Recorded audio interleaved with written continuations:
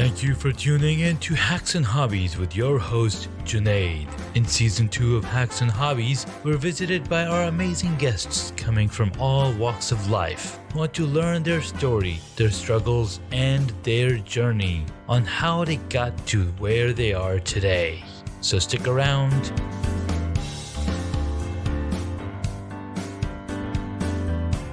Marisa Cali. So what's awesome is I met Marisa through LinkedIn, a up-and-coming powerful network for professionals. And what really pulled me towards her was her being a font nerd.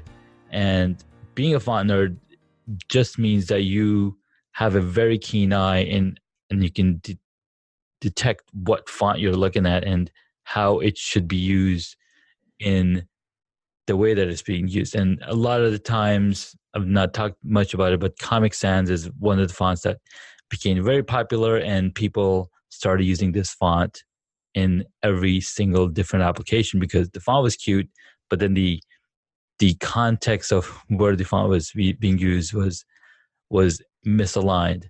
So anyways, that was really pulled me towards Marisa, and I was like, hey, why not I bring Marisa on the podcast, since she's also a social media strategist, and us being entrepreneurs and hobbyists, we love to learn people's journeys and how they got here and how we can use some of that knowledge to better ourselves and, on top of that, build a new connection. So Marisa, thank you so much for taking the time and coming onto the podcast. Thank you so much. I appreciate the invite, and I'm happy to talk about fonts whenever you want. Awesome. That's awesome. So being a user experience designer and talking with other designers all the time, there's always, at least once a year, we would have an email go around where somebody's done a website around, typography and proper font usage. And there was always a revelation or a introduction or reintroduction of the Comic Sans font and how people are using it incorrectly all over the place. It's a funny thing to absolutely talk about. Yeah. But before we jump into that funness, let's hear a little bit about where you come from and what excites you, and how you picked the path and journey that you're on currently. Yeah, thank you. I actually, it's funny you say pick the path, because I don't know if I actually picked this path, but I'm definitely enjoying where I'm at, and I think that everything happens for a reason. But so just a little background: I'm originally from San Diego. I currently live in San Diego, but for about 10 years after I graduated college, I moved to New York, and I was 22, and like social media was not really around. It was like not something that like was normal for someone to pick up and move across the country. But for some reason, that was what I did. And I was really passionate about, it's funny because I would probably never have used the word passionate back then, but like, going through it and you realize, okay, like I was really passionate about carving my own path. And I found a place to rent on like rentals.com and like moved over there, and like I just kind of figured it out. Like there was not a guide for someone to say like, okay, like you're going to move across the country and you're not going to know anyone. A few people from like the internet, but it's not like normal thing, right? This wasn't like social media age where you can connect friends from like different coasts and stuff like that. And it was just kind of abnormal. So I moved there. I got my one-way flight I don't know, maybe 4 or 5 months before I actually took the flight. So it was like no going back. Like I bought the flight, it was time to do it.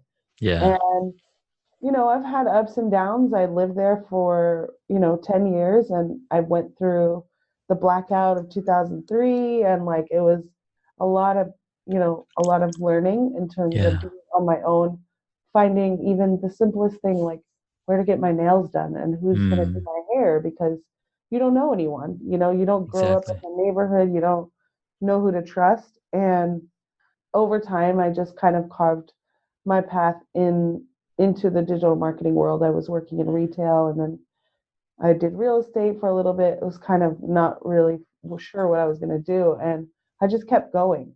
And I Hmm. think that is a testament to how where I'm at now, because Hmm. I've been working for myself for about 4 years, Hmm. and just over 4 years, and there is no like guide on like this is what you need to do when you're starting your own business, and Yeah. this is where you need to start.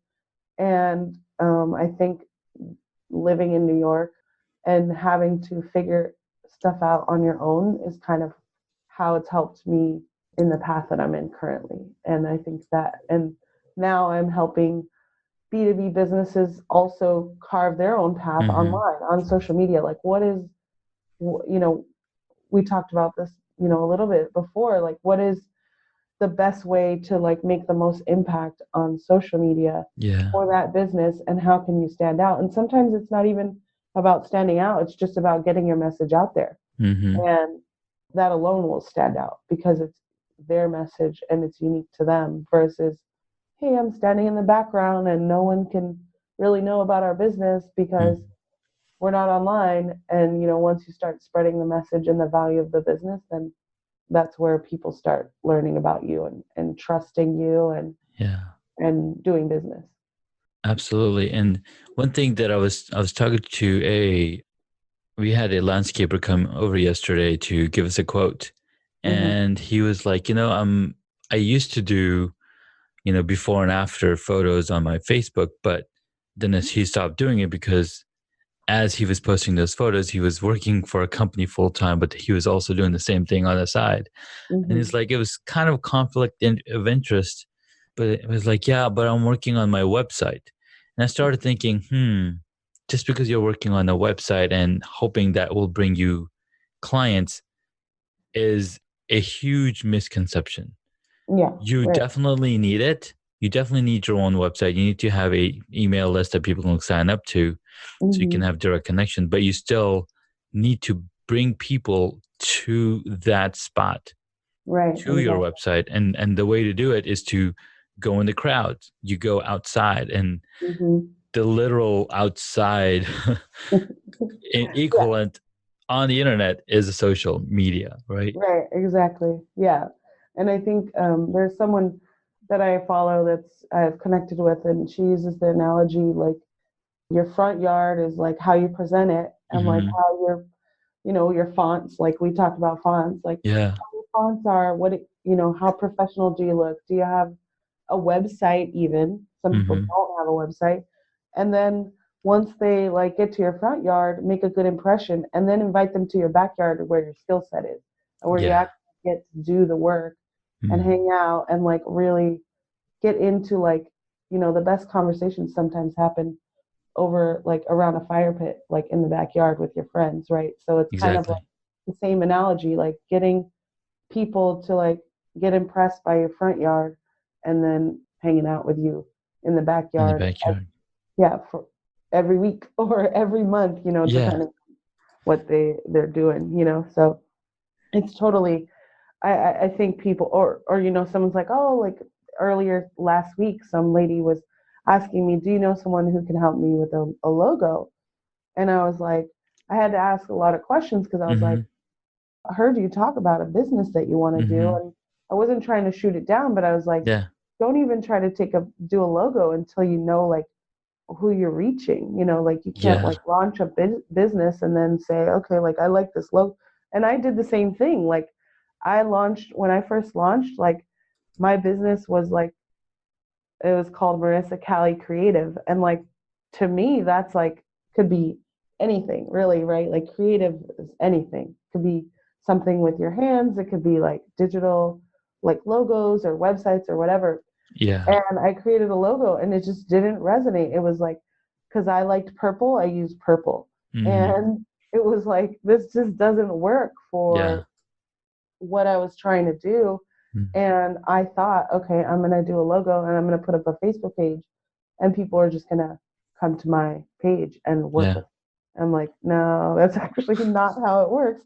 And Yeah. it's funny because I was in marketing, but I didn't market myself. Mm. I just That's, like my I relied on my expertise, mm-hmm. and it was kind of like an ego thing, and I had to let that go when I'm building a business, because you have to get out there and talk about your expertise and talk about what value you can bring to businesses, because Yeah. people don't know that. So, Absolutely. People are not going to know what's inside your head, even though you keep telling yourself that. You have yeah, to really, exactly. yeah, get it out there. And this is my expertise. This is what I can do for you. Yeah. And Mhm. that's a really excellent point, because a lot of the times when we are creating a website, we end up creating it for ourselves. Like, oh, Right. I like this. This is what I like. We forget Yeah. about what people who are going to be visiting this website, what do they like? Right. Exactly. Right. So we got to think in that respect. And as a UX designer, and even in marketing, they talk about, who's your avatar, or who's your what's the user persona that's going to be using this application or this website. And so you define that user persona based on who you want to attract. And there's a class I'm taking with Vanessa Lau, and she says, you're not just talking about the market that you're focusing. You're not even focusing on the specific area of business, but you gotta look at combining all of those three things together. Let's say, for example, in fitness, for women who are moms who want to lose weight. So that's a very specific niche. People who want to lose weight after having a baby. So that's a super specific niche, instead of suggesting, oh, I'm in the beauty industry. Oh, I'm just in the skincare market. You bring it down, put all of those things together. So Hmm. your persona is now a person who is looking to lose weight, but they have all of these other criteria that they meet also. So then when you craft that message for them, you basically target exactly the person that you Yeah. want to sell to. Right. Exactly. And I think a lot of people like, or they say like, who's your market? And they're like, Hmm. everyone. Yeah. And I'm like, yeah, no, like No, not everyone. exactly. But I mean, it could be everyone, but you got to start small. I think. I mean, Yes. I wouldn't say I wouldn't try to diminish someone's goals, right? Like that's not No, no, the no. thing. It's more so like being very targeted, and now I think it's thankfully like social media's of the past 4 years, I've seen it become more respected in terms of a marketing channel. Yeah. And it's still getting there. I think there's still a lot of people think that what's my ROI? Why should I Hmm. pay you to manage my strategy and put up content? And I'm like, Yeah. like it's a marketing. Like it's probably the most like affordable still marketing channel compared Yeah. to print marketing and direct mail or whatever, if you're spending on ads, which is a Hmm. whole nother part of marketing. But Yeah. I think I'm glad that it's now becoming a little bit more respected, but it's tough when people say, well, like I can just get my like 14-year-old like Hmm. niece to like post for us, because Sure. they use social media. And Yeah. okay, that's great. Which is fine. When people Yeah. say those kind of things, then, they're not ready. They're not in the mind space to Mhm. use your services, because they don't realize the value that social media Yeah, brings to their market, or to their company, right. or the services they're offering. Well, and the same like with you, like if someone's like, well, I could just build a site on Wix, Hmm. and you're like, I don't know. Isn't it free? Isn't it free to build a website? Yeah. And I heard something like the other day, like, yeah, it might take me, like you're paying me, it might take me 30 minutes, but you're paying for like my 12 years of experience in digital marketing. Exactly. So it's not, like I can finish it a lot faster than Yeah. you. But you're not Yeah. paying for 30 minutes. You're paying for so many years of of expertise and experience that I've been able to do it in 30 yeah, minutes, you know? exactly. There's a really cool story regarding that. There was a big machine that broke down, and they're like, okay, we need to get this fixed so we can continue our production. So they bring in this guy, and this guy comes, he looks at the machine, takes a few minutes, and then he takes his hammer and he taps the machine, and the machine starts working. And they're like, what? We just had to tap on that machine? It's like, yeah. It's like, how much is it going to cost us? Like, that's $1,000 or whatever. It's like, what? $1,000 for a tap? Like, yes. It's, you're not paying for the tap. You're paying for my 10, 12, 20 years of experience on figuring out where to tap on the machine. Yeah, to get exactly. it going. Yeah. So that's very powerful. And then, when you mentioned about the Wix site, people are like, oh, Wix is so easy. We can just build the website and blah, blah, blah. And then it comes down to, okay, you're again building the website for yourself. And the other day I saw a Wix website on my mobile phone. Sure, it was supposedly designed for the mobile phone, but it showed me all of the pages all at the same time.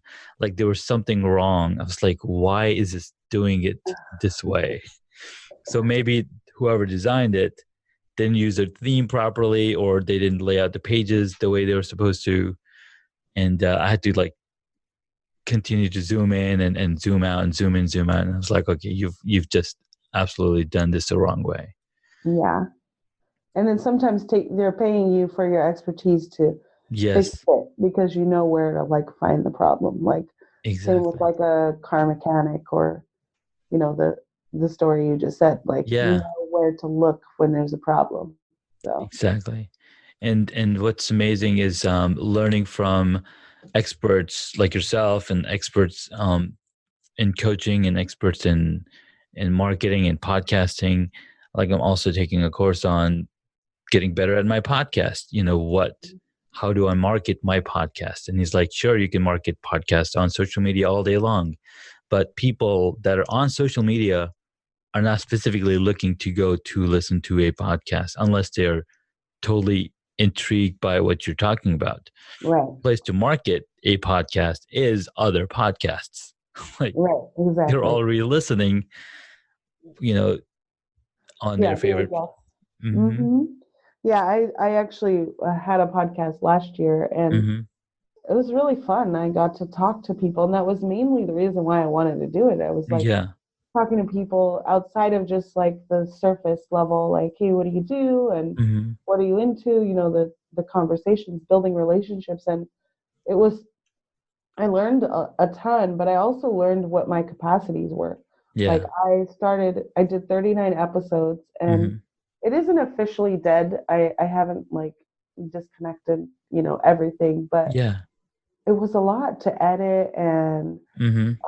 I did get better, more comfortable at, having these conversations because some of them felt like interviews, and I didn't want them to feel like interviews. I wanted them Mm-hmm. to feel like, a conversation, and that was why I wanted to do it. And then it became towards the end, I was feeling very stressed in terms of providing value, and I Yeah. was worried about that. And that's when I realized, all right, I need to like take a break. And then Mm-hmm. the break turned into like 3 months, four Yeah. months. And now I'm like, okay, I need to relaunch it. And I want to, but Yeah. I don't know if it's gonna be the same name. Like I Sure. may still do one. Mm-hmm. But maybe just change the name and stuff. But it is a lot of work to Yeah. Yeah. market So that and like do everything. absolutely. Absolutely. And that's some of the things that I'm learning, and bringing in automation and bringing in team of Hmm. people that can help you, because the fun part of the podcast is this part right here Yeah, when we're having a exactly. conversation. Hmm. Everything else that's attached, like editing the podcast, writing the copy, all of that stuff is time consuming, it's brain consuming. And Hmm. sure, everything we have all that knowledge, we have all the information. It's just that taking the time to actually do that is very, it feels like that additional type of work. Right. And so those things can be automated. And so what I've been able to do is I've been able to bring in somebody that's now spending my 3 hours into editing each of the episodes. So now I get those 3 hours back for each episode that I was supposed to be editing. And I'm Yeah. like, okay, I feel so much more relieved. A lot of weight has lifted off my shoulder because I was like, okay, I need to edit this podcast so I can publish it tomorrow and get it out there. But now I have a few episodes sitting in the folder, and all I have to do is write the content, write the instruction around it, and schedule it on a podcast profile. So then each episode goes out on its own without me having to do anything else. So I Yeah. can That's awesome. schedule out in 30 days in advance or 2 weeks in advance, and I'm home free. Now all I get to do is focus on engagement, focus on marketing, focus on getting more amazing guests to talk to.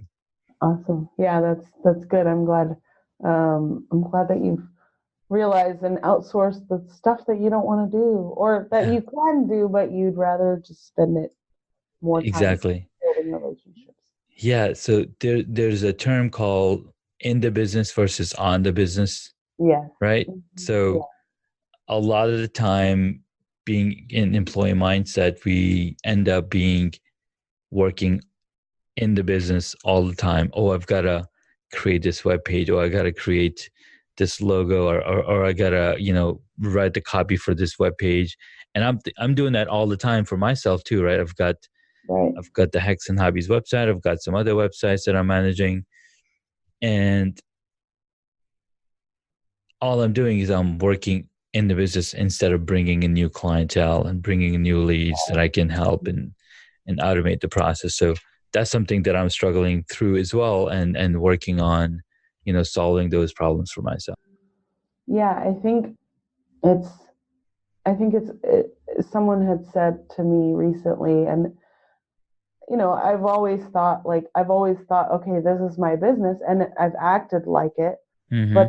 I'm still struggling to get out of that. Like, I mean, for the first part, while I was working for myself, I was like really stuck on like why I was not being able to get hired for a Mm-hmm. new job. Like, I had gotten let go from my last job because they Mm-hmm. were actually a job in New York, and so I was not planning to work, remotely for so long. Yeah. And I was like, it was like my ego was like, why can't I get a job? Mm-hmm. Why can't I get a job? And didn't, I was not even thinking about working for myself. It was just not like, I think our whole society is, you know, unless depending on who you're around, like Yeah. it's not like a normal thing, like to say, hey, you're going to go work for yourself, Mm-hmm.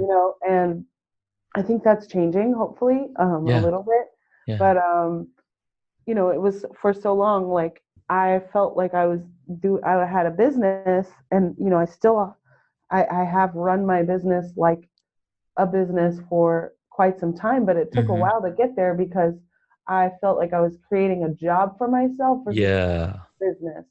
Like I'm not I don't really like the word freelancer because Mm-hmm. freelancer to me says you're just doing this on the side. This is your side hustle. You'll take, any type of project, and you're not thinking towards the future. Like that's what it comes to when someone says freelancer. Like, yeah, I'm a freelancer because I don't have to answer to anyone, but like I'm Right. building a business. Like I plan to like have one or two employees under me, and I want to Yeah. train other people that can do this on their own and not necessarily Exactly. work for me for the rest of their lives, but like Yeah.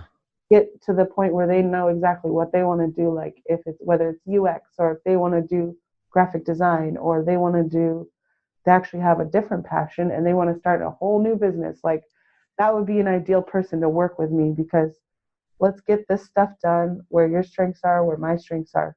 But I don't want you to work for me for the rest of my life. You know, Exactly. Yeah.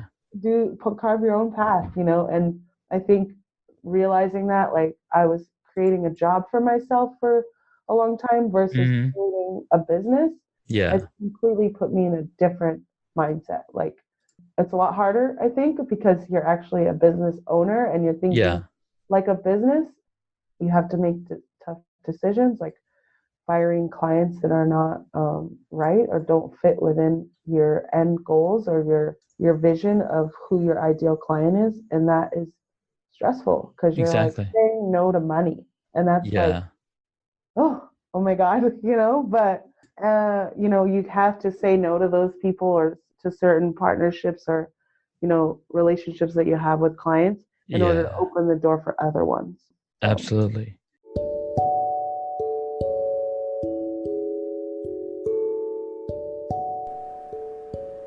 If you haven't heard about Anchor, it's the easiest way to make a podcast. Let me explain. It's free. There's creation tools that allow you to record and edit your podcast right from your phone or your computer. In fact, I'm recording this on my phone. You can make money from your podcast with no minimum listenership.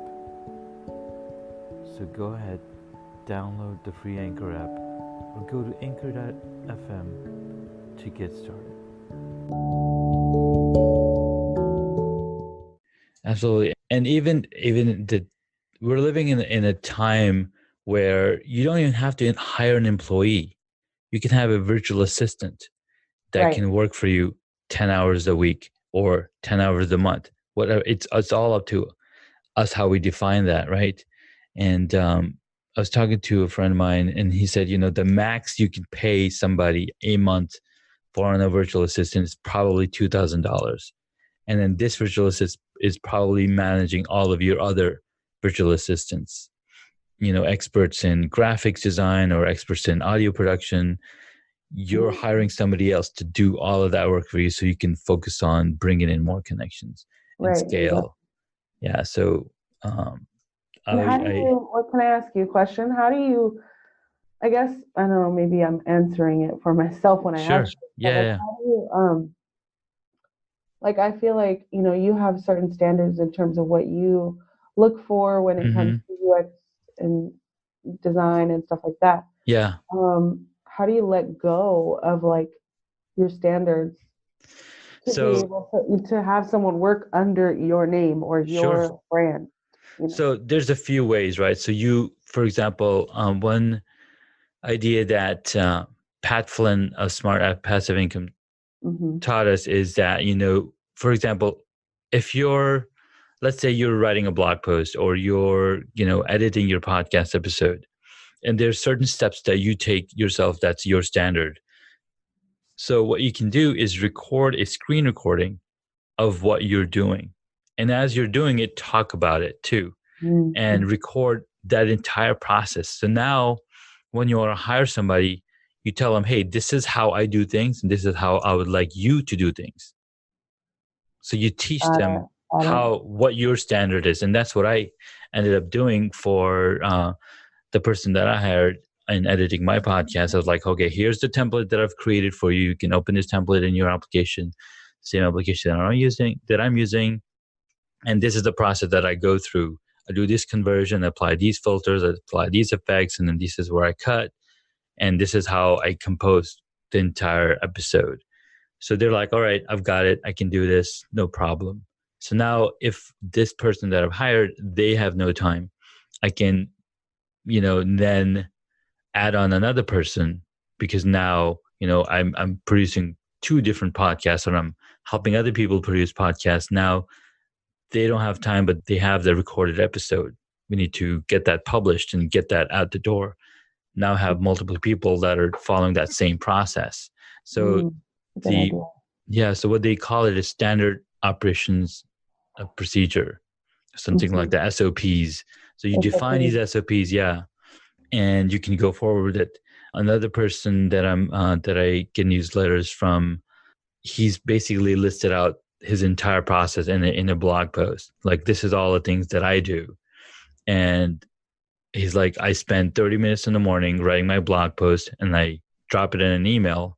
And then this email goes to my VA. The VA then schedules a blog post when it's going to go out. They create all the social media around it, creating graphics or whatever. So you could totally scale this all. So then, and that's some of the things that Tim Ferriss mentioned in his book, Mm-hmm. 4 Hour Work Week. He's like, you have other people do the work for you. That way you can focus and you can, work on the stuff that really matters, because yourself and I we're almost like visionaries. We have visions and to help people and to get better at social media, or to get better at podcasting, or get better at video editing. And so we're always thinking, we always have our minds racing towards those kind of things. And then when you have to switch that off and do the tasks that bring the social media out, or, planning out the social media calendar, or planning out all these things, right? So that takes us away from being in the creation mode, I guess. Yeah. Yeah. I mean, it's funny because like I just talked about this like yesterday on my LinkedIn about being stuck in your business, and like if you don't have systems or processes in place, like Yes.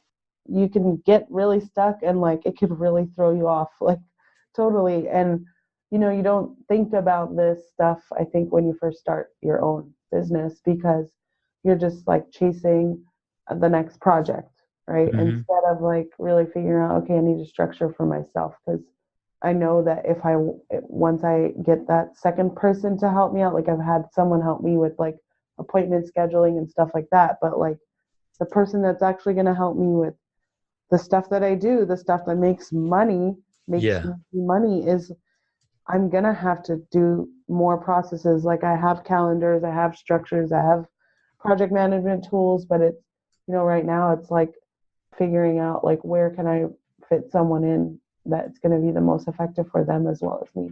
Exactly. But I didn't know that in the beginning, I guess. Yeah. you Yeah, know. it's all right. So you take the path and you start seeing things that you've never seen before, and you start learning about them through trial and error, and the things that are amazing as you learn through, and you start noticing other people's processes, and like, oh, that's how he's doing it. Oh, that's how an email funnel works, or that's how these different things work. And you start seeing those things and seeing those gears inside the machine Mm-hmm. on how they operate, and that just opens your mind up even more. Yeah, definitely. I think I try to help. Like I have a friend that's launching her, like she just quit her job like two months ago, and Mhm. she's in that like I gotta get my website up to because I can't. My savings is not gonna, pay for my bills right now. Like I don't want to use all my savings, and I'm like, it's hard for me because I'm like I want her to carve her own path, but it's also like, hey, you gotta do this first, and you gotta have your strategy, and like, you gotta start building relationships, because like you can put your website up, but people are not gonna find you until you start presenting yourself as like the expert, or the one with the expertise in the specific, you know, In your role. path. And Yeah. yeah, and I feel like, sometimes I'm in addition to what I do for businesses and coming up with strategy for social media, and it could be social media, it could be like even webinars. We've done like different like email marketing campaigns. It really just is B2B social media and digital marketing all together. But Yeah. like when it comes to like my friends, like I'm helping them with their business. Like I'm a business strategist a Yeah. little bit, and it's like it's nice to be able to offer some help, and so that they don't have the same mistakes that I do, like Exactly. worrying about a logo. Like my logo was just it was such a priority for me because that's what I thought I needed, and it's like now I have an email and a domain that like doesn't get used. I've Mm-hmm. obviously transitioned over, but like for a while there, it was like this is not aligned with what I want to do. So Yeah, you gotta build that mindset up. And one way that I've learned a lot is through either reading books or having conversations with people who've already through the path that I've gone through, that I would like to go through. right. Somebody that already done what I want to do, and I'm gonna mirror that, what they're doing. And one of the first person that I started listening to was Tony Robbins back in the days. Yes. And those tapes and those CDs totally opened up my mind, and a lot of my mindset I attribute to what I learned from him. And now I get to learn from a lot more people that are doing the same thing, doing what they love and making it their, like, that's their bread and butter, essentially. Right, exactly. Yeah.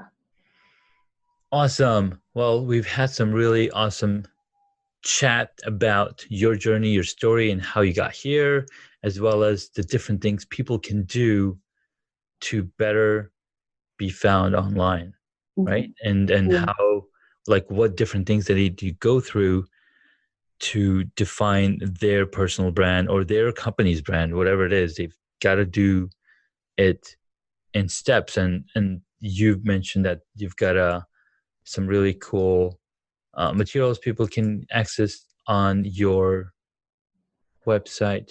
Yes. But before we get more into that, let's ask some questions that Yeah. are pertinent to this podcast, as we talked about hacks and hobbies, and these are business hacks that we've just talked about. You've got a ton of business hacks right now. Let's take a look at some hobbies. So what is one hobby that you wish you got into but never had a chance? So I think I remember talking to you about, but like, I really wish that I played like piano or like played an instrument, because I'm such a fan of music, like any type of music. Like, and people always say like, I like all types of music except country. Well, I like all types of music, Yeah. even classical. Like, I'm like, I will listen to like a score of a movie.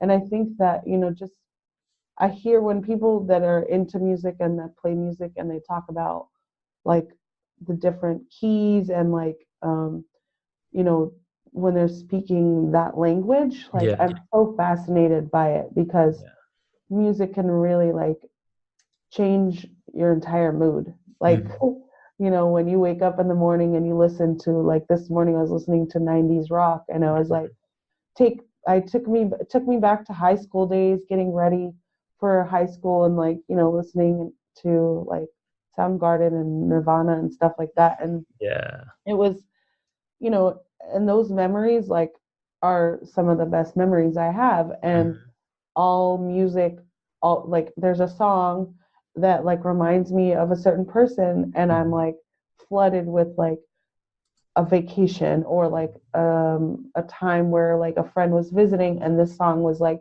coming on all the time. Or I'm on vacation, I'm camping and like we're listening to country, like it's that song that comes on that whole trip, right? And so I personally wish that I could play music, because I feel like it seems like super relaxing when someone like picks up like a guitar at like a campfire and like just wants to play some music. Like that to me is like amazing.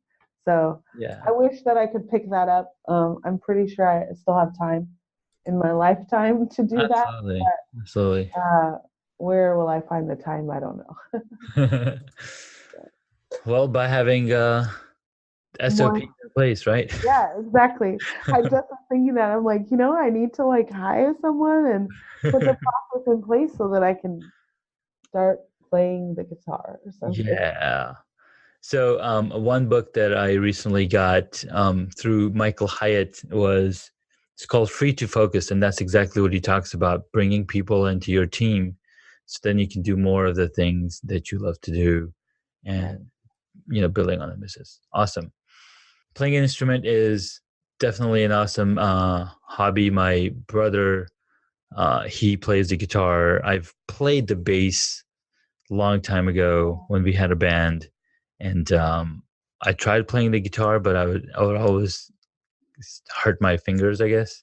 But you have to build those fingers muscles up. Yeah. Awesome. All right, what is your favorite movie or TV show? And if none, how about a book? Oh, okay. So my favorite movie, and I have like a top 5, but I'm gonna say Goodfellas. Goodfellas. I Okay. love Goodfellas, but I had this question actually to my Twitter. I asked this on my Twitter like last week. I said, Mhm. if you could only watch one movie for the Yeah. rest of your life and only one movie, like anytime you wanted to watch a movie, you can only watch that one movie. Yeah. What movie would it be? And like I always think of Goodfellas. Like there's Nice. good movies like The Departed, Memento, Mm-hmm. you know, I even like silly movies like Clueless. Like I really love that movie. Mm-hmm. But Goodfellas was my go-to, and there were so many good options. I was like, oh man, that would be tough to like pick To like, one movie, yeah. for the rest of your life. But for me, it's one. It reminds me of New York and living there. But like, there's good memories surrounding it because it would always be the movie that you put on like when your friends are hanging out and Sure. like you're with like people that you care about and you just put on the movie because you already know what happens, like you've seen it a million times, but Yeah. like association between the movie as well as like the occasion, what the movie itself, the plot line and all that is good to Yeah. me, but also like when it's playing, like who's hanging out with you, and like that's what I associate why I love Goodfellas. Like when I Nice. put it on, it's like I know I'm always having a good time, you Very know. cool. So And they're playing Goodfellas on TV every single day, yeah, even twice a day, right? yeah, That's really amazing. It's one of the movies from the 90s, crime and drama, 2.5 hour long movie. I mean, wow, that's a really long movie for that time period. It's amazing. right, exactly. Cool. You've actually inspired me to add another question Okay. for future, and you've already answered it. And the question would be, so if you've seen or read the book Ready Player One, and the movie Ready Player One, in it they had to first of all learn all about the 80s, and they had to one of the challenges to find a key, they had to play a character. So in the book, they had to play Matthew Broderick's character in War Games, and basically, whoever's playing that character, they had to know all of the lines of the character, and to be able to go step by step throughout the movie. Otherwise, it fails, and then you have to start over, or you Hmm. basically are rejected. So if there was one movie that you get to play in as a Ooh. character, what would it be? Right? Oh, it's gonna be Clueless. Okay. I'm not because I'm clueless, but I think Sure. like the one-liners and just like because it's like based in California and LA, and I just it's for me it's a cult classic. It came out while I was in high school, and Yeah. it's just for me I was like, oh my god, this is hilarious. And it just I mean, I would choose Clueless, but there's a close second in Borat because I Mhm. think Borat is like hilarious. Like that's my style of humor, I guess. Mhm. Yeah. Um, so there's it's just I, I I like corny jokes. Like I Yeah. like I like sarcasm. So like it totally is my style because Nice. I don't think I could hack it in Goodfellas. I don't know. You know, It's who good, knows? good observation. So Yeah, what's cool in Ready Player One is, so in the book they chose War Games because it's a very popular movie, yeah, and but in the movie they were like, okay, War Games is too silly. We're gonna choose The Haunting. I think they choose The Haunting or something, where they had the two twins coming in and they had to basically be inside the movie. It was nicely done. It was really nicely done. that's cool. Yeah, I remember that movie with Helen Hunt, Board Mhm. Games. That was a Yeah, good one. yeah. All right, next question. Who is your favorite superhero? Oh wow. This is a tricky question, you know why? Because I don't really like know too many of them, Sure, honestly. sure. Oh, superhero. Is Jem a superhero? Do you remember Jem from like the 80s? I Uh, don't know. well, if you know about this superhero, then that I is your, don't know. yeah. I don't know what qualifies as superhero because I'm not really into, actually I don't really watch a lot of movies in the Sure. theater Uh-huh. because I end up falling asleep. because I don't know, it's the darkness or like just the calm, like it's very comfortable. yeah, like I watch movies at home, I fall asleep. I watch movies in the theater, I fall asleep. Like Hmm. even during I was watching Bohemian Rhapsody. Yeah, that And was that's like a concert movie, right? Like there's a ton of yeah, music all the time. I fell asleep. And I'm like, I just can't watch movies. But I think, I mean, I don't know. I'm not a huge like superhero person, sure. honestly. So So we'll put down Gem, and looks like Gem is also known as Jewel, superhero that Marvel created, and oh, apparently it's a Chinese superhero. I don't know. There's a bunch of information I'm looking up on the interwebs. All right, awesome. cool. Last question: if you were a board game, what would it be? Hmm. So I'm gonna choose the board game Life just because I played it recently and I had not played it since I was like a teen. Yeah. And it was really interesting because life, I think the game of life is, the actual board game doesn't really fit within what I've created in my path of my life. Yeah. Um, they almost need a revamp version for like people that have not done the get married, have kids, buy a house route, because Mhm. I feel like that was what it was. But it was interesting because like I'm a little bit older and my husband and I were married, but we don't, we don't have kids. So Mhm. it's like something that like you go through this game and then I actually ended up not being married, but I had 8 kids in the game. Wow. So I was like, this is weird. Why am I having 8 kids? And like, it's just interesting because Yeah. these, I don't know how old people are playing this game, but they're Mhm. young. And Yeah. then they get this, like that might be the beginning of them thinking like their life is supposed to be like this game, right? And Yeah. so I'd like to be, I'd like to be the game of life, but also have a different character or a different path. Nice. So, That's awesome. What's funny about board games is recently on Snapchat they have Bitmoji stories, and one of the latest stories was, it's my wife and I, and she's like, "Hey, you got to come over here right now." I'm like, "All right, here. I'm here." She's like, "Finally." She's like, "I just got this awesome new board game. We got to try it out." I was like, "All right." And then she's like, "All right, let's go." So she's like, "All right, here are the pieces to start with. You can get 5 of these and 10 of these." She goes on and on for hours and hours. And then after like 4 hours, my character's like, "Dude, when do we actually start playing this game?" And she's like, "What do you mean? We've been playing this whole time." And the game is called Instructions, the game. oh my God. It's I'm like, oh my God, Bitmoji just knows how to pull those strings just the right way. funny. And it reminded me of that story that I watched yesterday. I was like, oh my God, that's so interesting. Yeah. Cool, man. That's really awesome. So we were talking about where can people go to your website and get some really awesome tips on how to be good at social media, or great even, right? Yeah. You've got some links, and so where can my audience find you and Yeah. get these cool?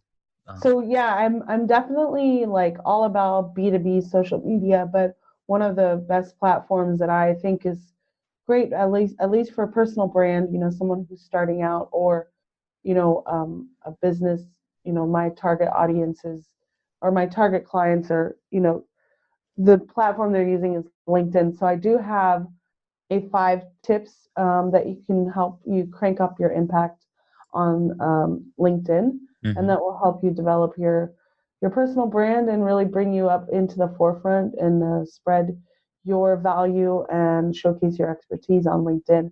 And that you can get that at allthesocial.com/hacks and hobbies. I made a special page for everyone listening. So Awesome. Thank you so much, Marissa.